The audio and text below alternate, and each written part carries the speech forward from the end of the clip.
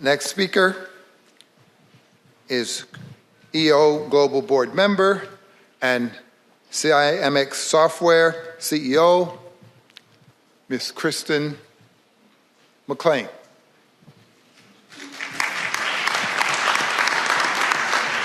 Thank you, and I first want to say thank you so much for moving me up in the schedule. I did promise my children I would be home for Mother's Day, and I appreciate that. My name is Kristin McLane, and I am an entrepreneur. In 1996, I founded CIMx Software with my father, Tony Kolwick. We built CIMx to change how manufacturing was done. Back then, computers were just beginning to be connected across public networks, and we wanted to use them on the manufacturing shop floor to move goods more rapidly and accurately through the process. It was absolutely revolutionary at the time. A year later, I joined the Entrepreneurs Organization, EO. The computer craze in Silicon Valley was fierce, but quite frankly, entrepreneurs were still the crazy ones back then. And that support network of EO helped us to build our business. By 2010, I had dedicated myself to global entrepreneurial education. You see, entrepreneurs help bring hope and communities to the communities they live in. Expanding education to entrepreneurs meant that I could help to change the world itself. Where a solution to hunger, water shortages, or war are found, it's going to be by an entrepreneur. Because the very thing that makes us a little bit crazy also allows us to see opportunity where others just do not.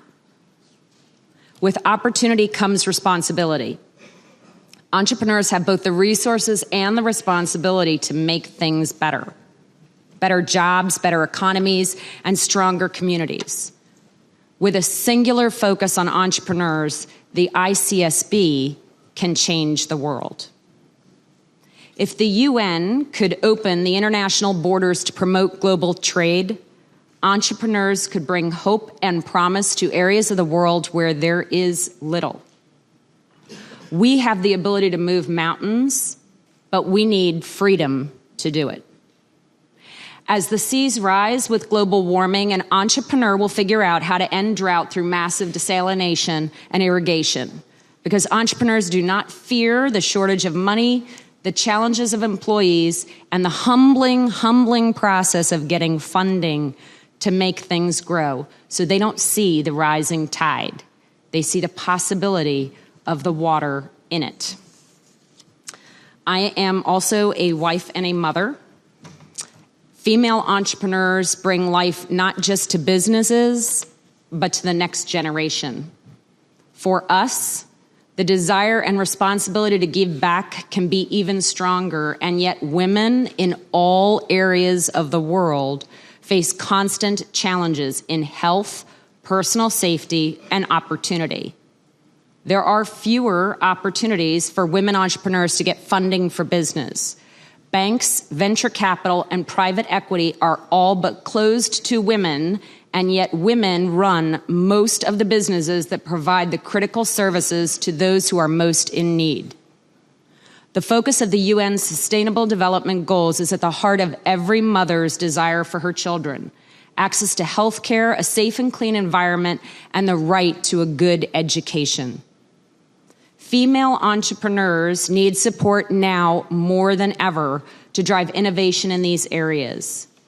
If the UN could provide specifically for women a stage to connect and solve these problems, it would increase the impact in these areas far faster than we see it today.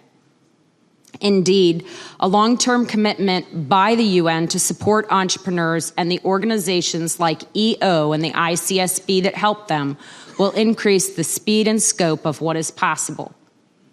In a time of harsh words and scary posturing by government leaders, the United Nations has the opportunity to step into the full potential of its name by embracing entrepreneurship as a way to unite all the nations.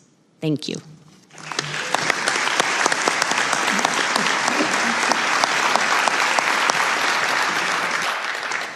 Well, thank you for those words.